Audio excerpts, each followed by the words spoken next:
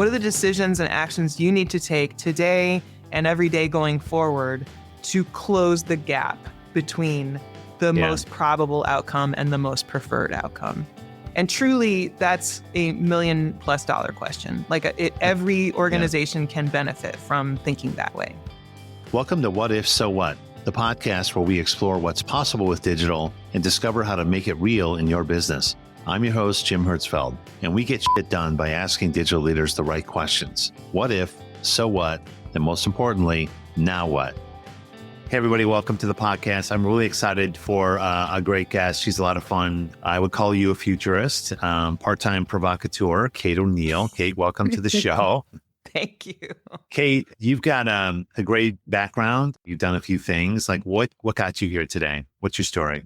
Well, I've spent 30 years in tech in one form or another, and it's across a wide variety of fields and disciplines. But, some of the highlights include, having been at Netflix as one of the first 100 employees, their first content manager. So that was a really fun and interesting and formative sort of experience for me. I also built the first intranet at Toshiba. I built the first departmental website at the University of Illinois at Chicago when I was managing the language laboratory there. So I've had this career that was shaped by a bunch of pioneering firsts in a way. Cool. And then just sort of took that from there, built over the next couple of decades, some work around trying to help people understand how to build good products, how to make good decisions, how to, balance this need to be innovative and chase the next new thing with being responsible and creating good things for humans.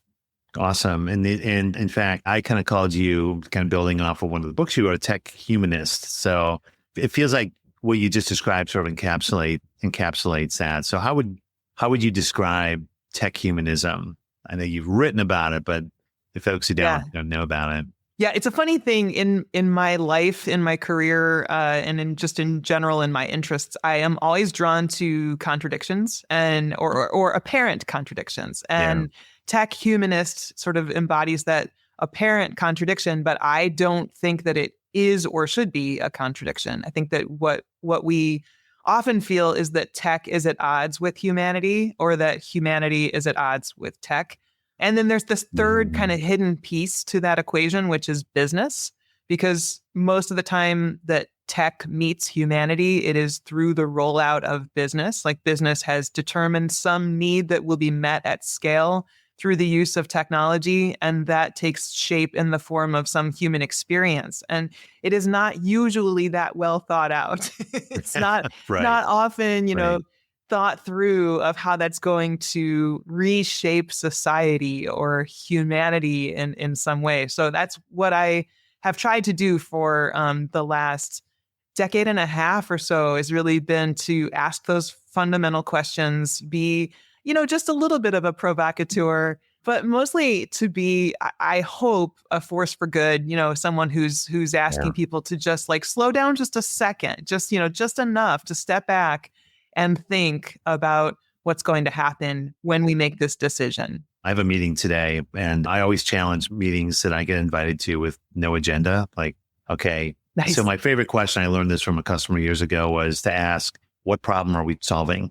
It's a bit of a provocateur question, but you just triggered that memory, because when we're combining technology and humankind and business, kind of wading through this question of how do we make money with it? How does it make money? Yeah. This is a great idea. How do we make more profit out of it? So there's more to it than that, obviously. Yeah. And the profit question is going to be it's the driving question in the business operating system. So we don't even have to ask that question. There's no world in which we're not going to be trying to answer that question. So I think it's the secondary questions that often go unspoken. What purpose of the company are we fulfilling in some greater way by building this function? We could make money or make a profit in any number of ways. Like we used to, when I was at magazines.com, we used to joke that we could sell pizzas out the back door if we were just trying to make a buck. That's not really what the company is about.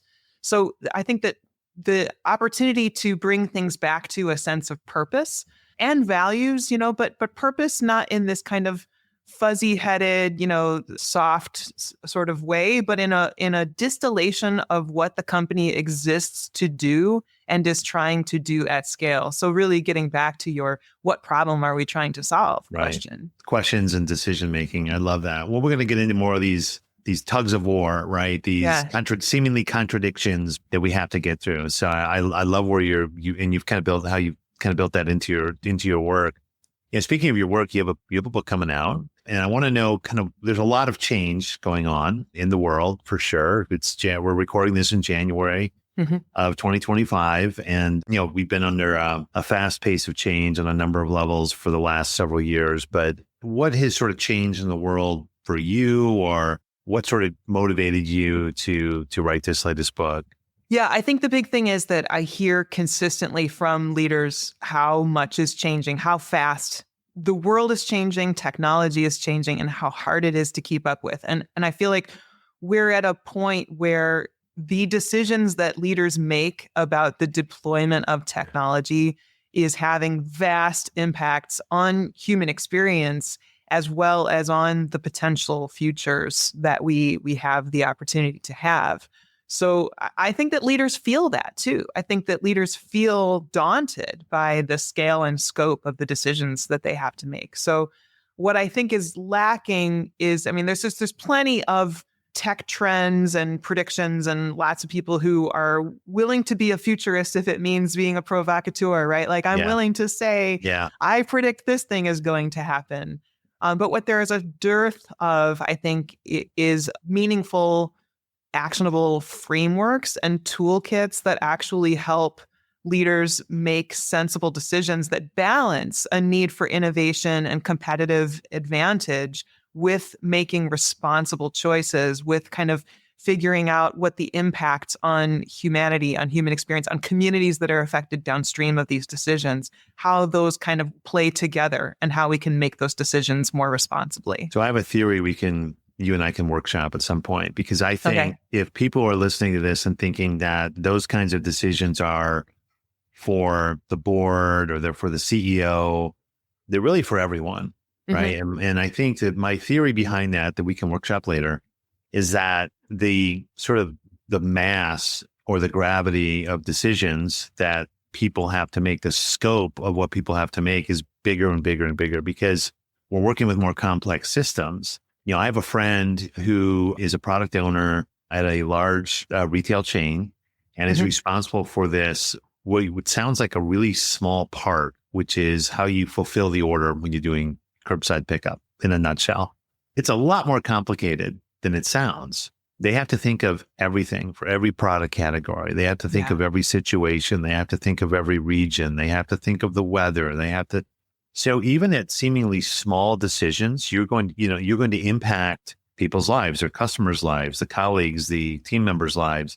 So my theory is that even at smaller, let's say lower, quote unquote, lower levels of the organization, the size, the magnitude of the decisions are bigger than ever. Sort of like a Moore's law of decision making, because what you're getting at is, again, maybe a CEO 10, 15 years ago, maybe not even that long ago, like the magnitude of those decisions when you just had to get some product to a store and get it out the door, it's a lot more complicated these days. So yeah, there's two things that you brilliantly said, brilliantly observed, but two things that you made me think of. One is that CEOs are making a lot of those kinds of decisions, and they're often ascending to those roles not out of technology backgrounds, right? You probably know as well as I do, in the world that we move in and interact with a lot of executives, very few CEOs ascend to that role out of a technology background. It's usually more marketing or sales or operations or finance, in some cases. Finance rarely too.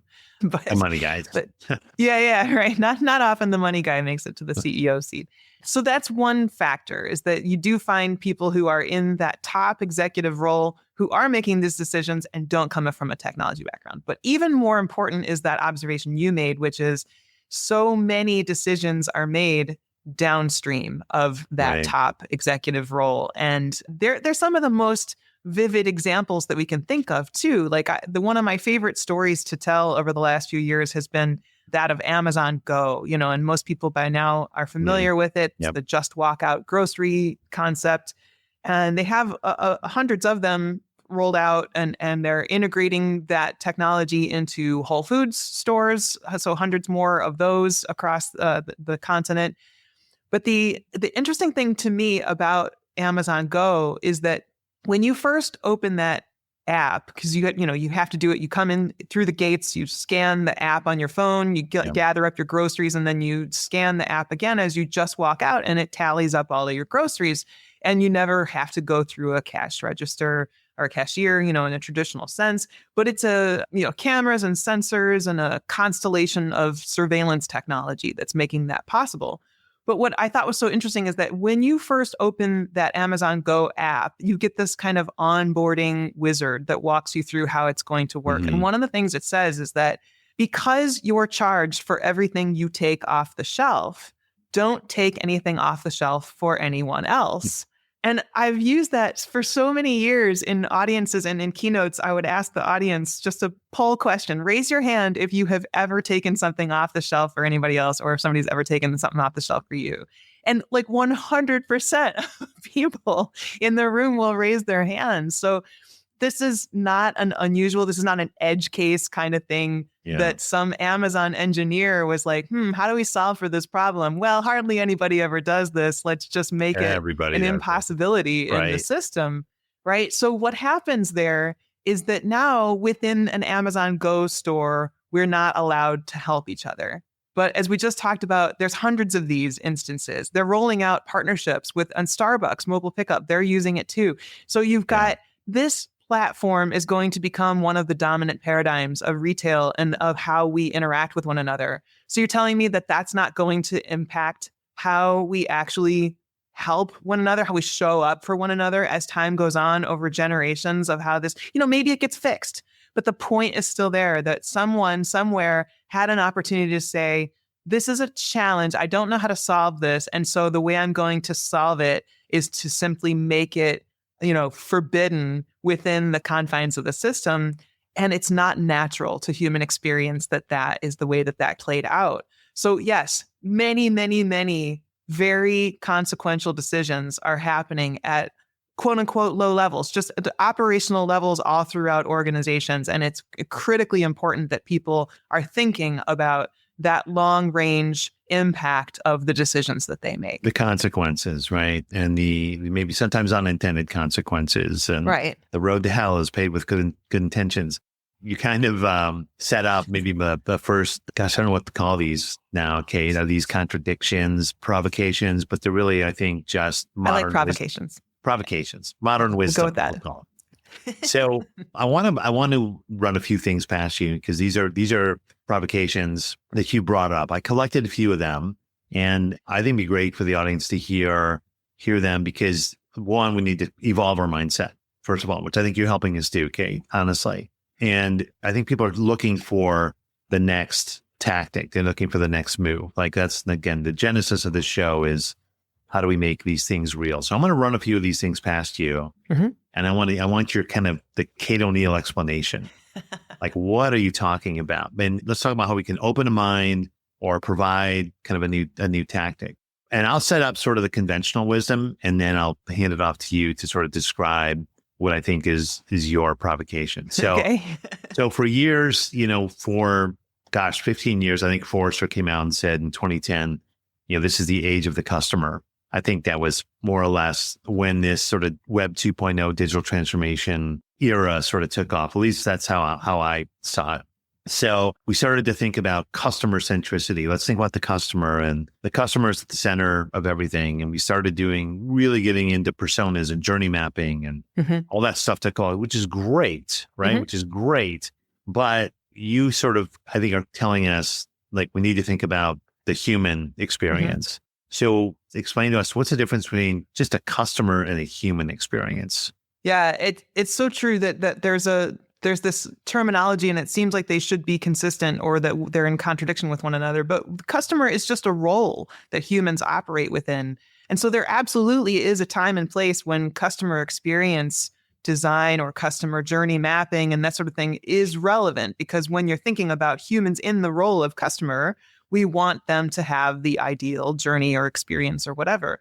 But we also need to think beyond that customer role into, how does this impact people in their lives that go beyond that interaction, the transactional nature of a fixed relationship as customer. How is this going to, for example, with that Amazon Go thing, like how does this impact beyond, like, the customer experience is perhaps fine of being able to purchase your groceries and not have to, help anybody else. Maybe that makes you in and out of the store faster. If you're indifferent to other people, that might be good.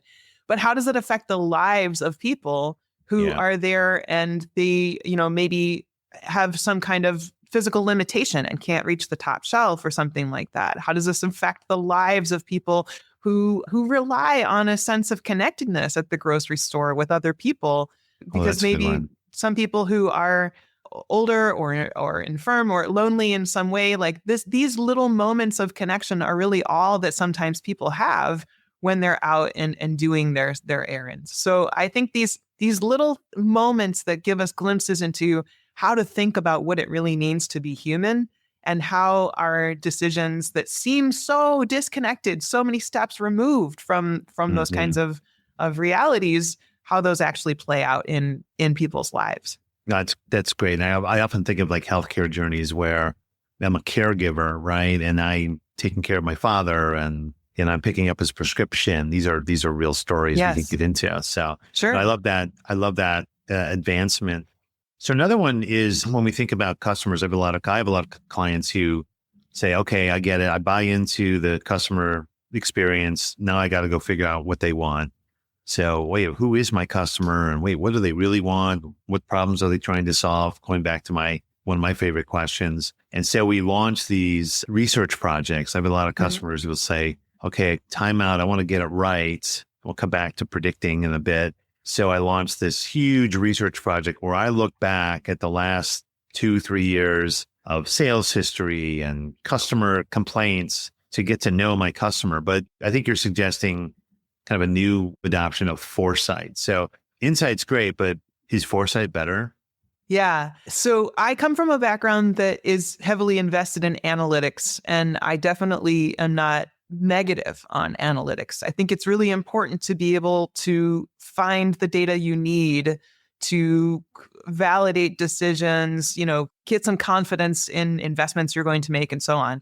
But that's not insight. As much as analysts would love to use that word, conflate those terms. Insight is so much more to do with wisdom, so much more to do with finding seemingly conflicting patterns and understanding the tension in those seemingly conflicting truths, and something that's timeless, something that reveals something to us in a human way again and again and again. Insight is it's a nugget that is, it's a lens that we can look through. And that's what insights do. Foresight is an opportunity to say, as we try to understand the complexity of the terrain we're assessing, like as we ask meaningful questions and we find that there are multiple conflicting answers in those questions, and we arrive at these, beautiful insight lenses, we might be able to then distill that down to a timely approach. Like, we need to make a decision today. So we can't, spend 2 months just deliberating like a philosopher in a cave. What is the decision we need to make? We need to make a decision now. So that's a timely approach. But what also happens in the distillation to that timely approach is that we have sort of exhaust that comes off. And I call that exhaust bankable foresights. I like to think that there's, with really good consideration, with, really good insight analysis, really thinking things through, asking good questions, really listening, pondering human experience, what we come to is this sense that there are things that are going to be true, most likely in the future, that aren't necessarily true now. Like priorities we can tell we're going to have to face up to, that aren't necessarily requiring us to adapt to them today. But what we can do is triangulate our decisions with those foresights. We can begin to lay in place timely approaches day by day by day, quarter by quarter, that start to move us incrementally in the direction that foresight is pulling us. And I think that it doesn't necessarily contradict, like you said, the understanding of the user experience or the the analytics about a person, or looking at the all of the different data that we can gather about human performance or behavior. What those data points do is they are just feeding into this better, more well-rounded way of reframing our thinking and our decision making, so that it is more human informed. And by the way, you can use AI tools, generative AI, in this processing. I think it just requires that we stay awake at the wheel, using these tools to review the results that we get back from the sort of crunching of this data and what's suggested back to us. If something comes back from generative AI that has the ring of truth, well, wonderful. That's a great use of the tool, but we have to recognize it as the ring of truth and then figure out how it applies and how we're going to distill timely approaches and what kind of bankable foresights come from those. Putting human intelligence on it, which we'll come back to. So, I love research projects. Sometimes they're frustrating because even kind of small incremental research, because sometimes it's satisfying. You do that query or the survey comes back and it's like, wow, it didn't really tell me anything. So but it's satisfying. Okay, we're on the right track. That's sort of validating. But then you get excited when there's something you didn't see coming. Like, oh my gosh, now there's something we didn't know about. There's something that challenges us, right? But then the human intelligence kicks in again and you're like, well, wait a minute, is that real? Right, exactly. That's what the best is, when you have two different sources, like an internal and an external, and they validate one another. And then you can just feel like, all right, cool, we're good here. We're done. We did our research. That is nice, but let's agree, it's way more fun when they contradict. Like, well, you thought this, but you didn't know this is what they were thinking. I love those. Yeah, but I always tell my clients, you don't pay a consultant to come in and tell you something you don't know. You pay a consultant to come in and tell you, you are very smart. You are thinking the exact right thing. You're very smart for hiring us. So I think that, behind what you're saying and some of this sort of with this foresight is the ability, and we talked about sort of predicting the future and future proofing. And I think what's behind that is because we feel like, we get one shot, like we get this one shot at making the best product ever. And we're either going to be winners or losers. And if it doesn't pan out, we'll never get a chance to do this again.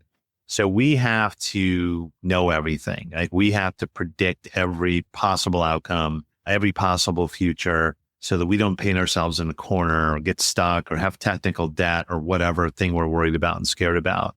So you talk about not just predicting, but preparing for the future, maybe being future ready. So what's behind that, Kate? Yeah, there's this term future proof I've always had a problem with. It just strikes me as such a silly articulation of this concept, because you can never be future proof. That's not a thing that really happens. Like the idea, it makes me think of when you're bringing a kid over. I don't have kids, so it's when a kid would be coming over to my house and I have to kid-proof my living room or my kitchen, right? Yeah. So that doesn't make any sense. Like, I'm not going to necessarily create future-proof spaces in my home. Like, that's not how that works, unless there's some sort of vortex of time-resistant experience. I don't know, but no, it makes much more sense to me to think about being more ready for the future, being future ready rather than future proof. And one of the ways to do that, I think, is it sort of speaks to one of the things you just said, which is, you said we think we're only going to get like one chance to do it right. I think one of the reframes that we have the opportunity to do is to think more often about futures, not future, because the future isn't just one set path. It sort of, I like to think of it as almost more like a prism. From this moment, there's this kind of radiating realm of possibility, like many, many different possible outcomes from the moment we're in. And that sort of feels more liberating, I think, and more empowering, because it shows how we have the opportunity to shape those futures and to narrow the realm of what is possible through the actions and decisions we take. I'd also suggest that one of the most valuable questions that I ask my clients is to think about when they think about the future from this moment and the most likely thing that's going to happen in the future and the most preferred thing for them that they'd like to see happen. So out of the possible futures from this consideration in the current moment, what's the most probable? What's the most preferred? And then if you do the math and subtract one from the other, like what's the delta between those? And how can you actively move them closer together? What are the decisions and actions you need to take today and every day going forward to close the gap between the most probable outcome and the most preferred outcome? And truly, that's $1 million+ question. Like every organization can benefit from thinking that way. Well, and I think, we like to take things to sort of the digital realm here. I think one of the ways that we have to also think about it is think about future proofing is giving yourself options, and every sort of product strategy or digital strategy that I've come up with or been involved in, I can reduce to either a party or picnic planning metaphor. So, because they're fun, everyone can get behind those metaphors. But we're going to do this if the weather's good, we're going to go here. If it's bad, we're going to go inside, right? So, keeping your options open. So, like more flexible architectures and headless commerce and APIs and fluidity, all these kind of technical things, they kind of exist to give you options because you don't know what's going to happen. We may have to refactor something. We may have to alter that journey, or we may have to give different things to different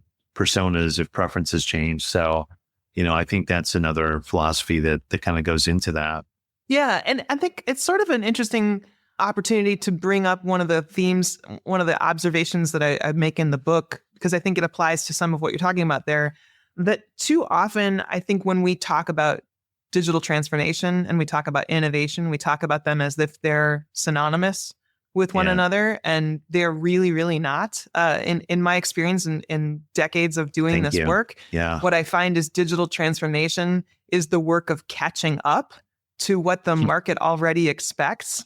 And what innovation is the work of looking ahead to what is truly novel and what is going to move you into one of those likely futures or the future where you'd like to be.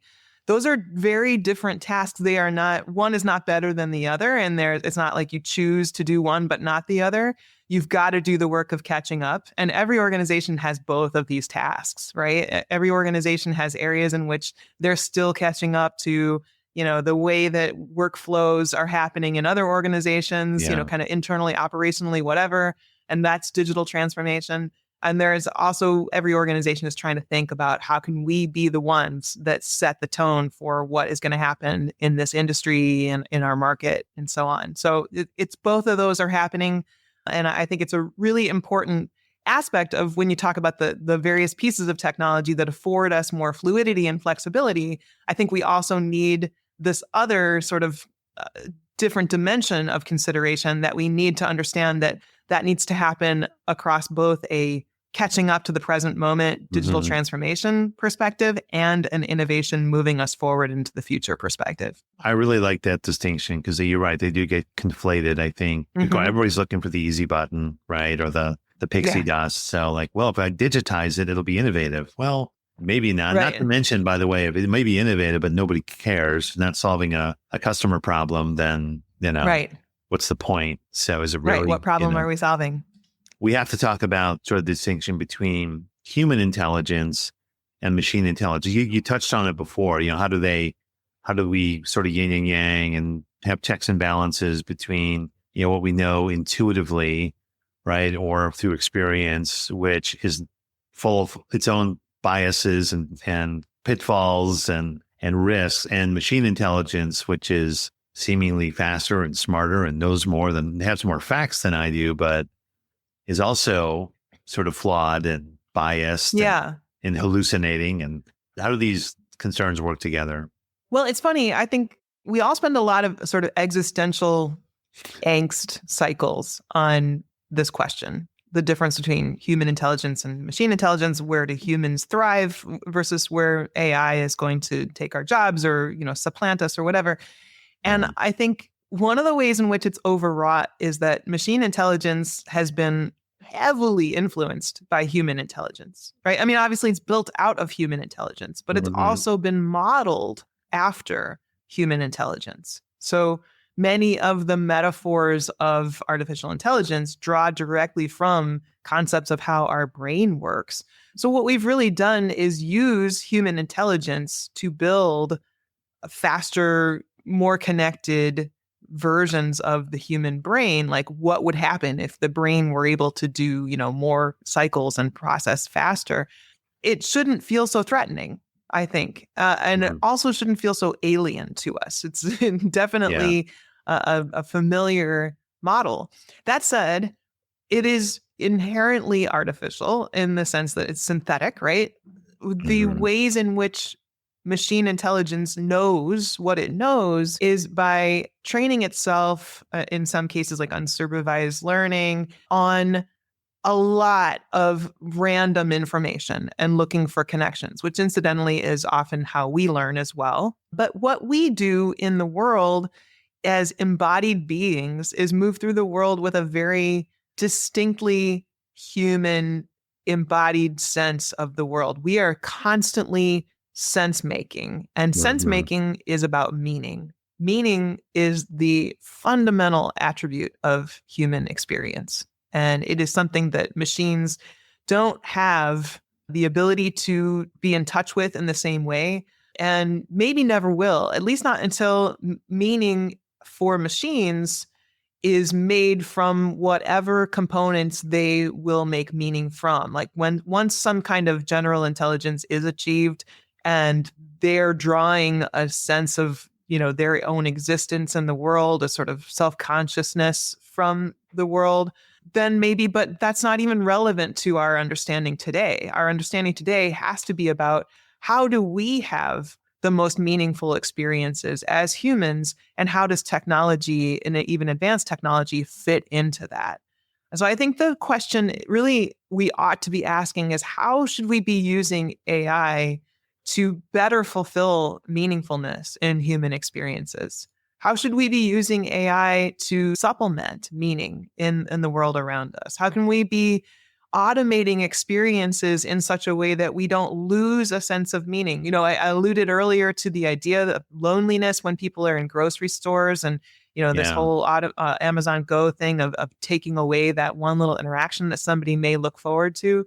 Well, what are the opportunities elsewhere? When it comes to banking transactions, when it comes to, wayfinding, when it comes to, any everyday type of thing that we have in the world, there are just numerous opportunities for us to think, what ways could we infuse just that nuance, that subtle sense of being seen and being understood and being connected with others? What are the ways in which we can do that? And that, I think, is a question that's well worth every organization asking themselves. I agree. I'm glad you're leaning into that. I think that's really been motivating me in a lot of my interactions with purpose, and that those are purpose and meaning they're not going away. I think we need to incorporate those more in our planning, in our design, in our everyday work, because it's kind of like, I'm really going to throw it back to like culture eats strategy for breakfast. The more Love Drucker. It's Peter Drucker. The older I get, the more meaning that has to me. Yeah. I get it. It's like watching an old movie. You didn't, you're like,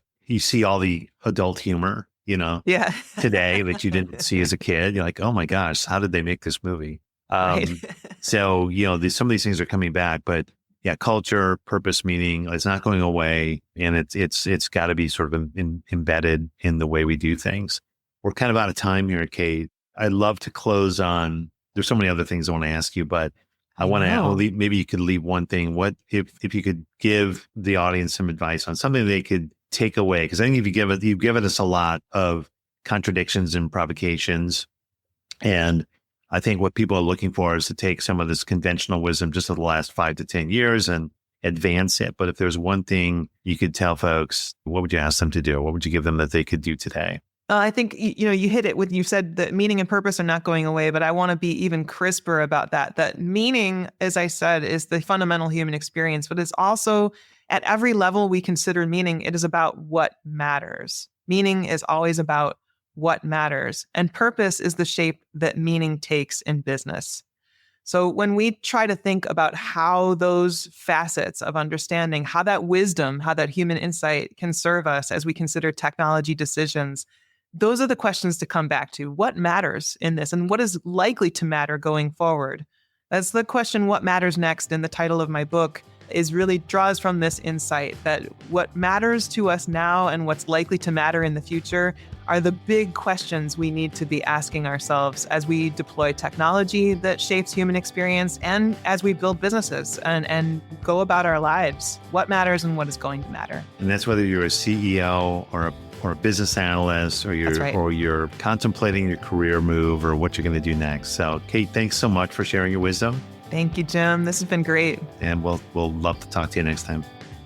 You've been listening to What If, So What, a digital strategy podcast from Perficient with Jim Hertzfeld. We want to thank our Perficient colleagues J.D. Norman and Rick Bauer for our music.